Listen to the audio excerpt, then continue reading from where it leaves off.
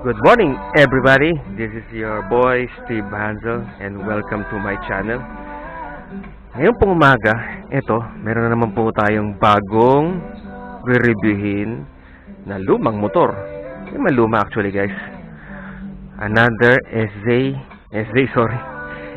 po pala, nalito na ako. FZ16. FZ16? Ano ba yan? FZI. FZ Fuel Injection, year model 2016. Okay, so ito, mayroon pong nagpagamit sa atin na naman ng kanilang FZI naman this time para i-test ride at bigyan ng ating opinion or review about sa motor na to. So kung mapapansin nyo, it's FZ old model 2016 model Yamaha. Updated pa po to. Meron pa po itong posting sa website ng Yamaha at available pa siya. Tulad ng SZ16 version 3 2020, meron pa po yung SZ16. Tulad nito, meron pa rin po sa website to. Although hindi po to ganun ka-popular na unit kumpara sa SZ kasi medyo mahal po ito eh. Ang cash price po niya is around 99,000. Yung SZ po is 69. So, mahal siya ng by about 30,000, no? Okay, so this morning, ang gagawin lang po natin is start up and sound check po. Stock muffler. So, here we go.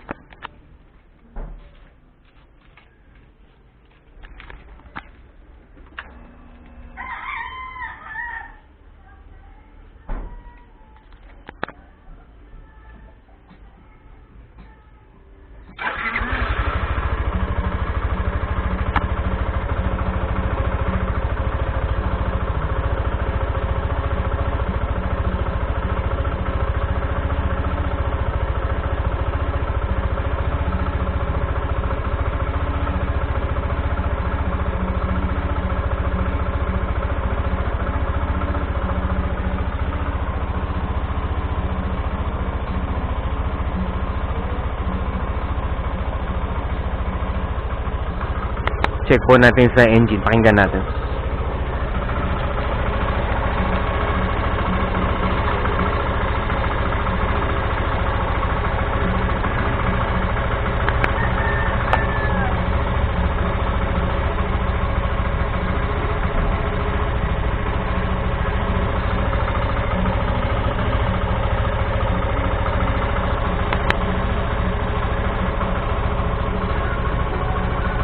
May biyak po pala dito, guys.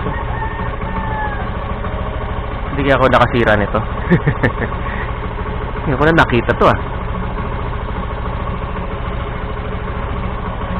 Mapapansin nyo, guys. Medyo rusty po dito sa side na to. So, it's an old model talaga. 4 years running na. So guys, check po natin yung muffler kung anong tunog. And let's do some revs.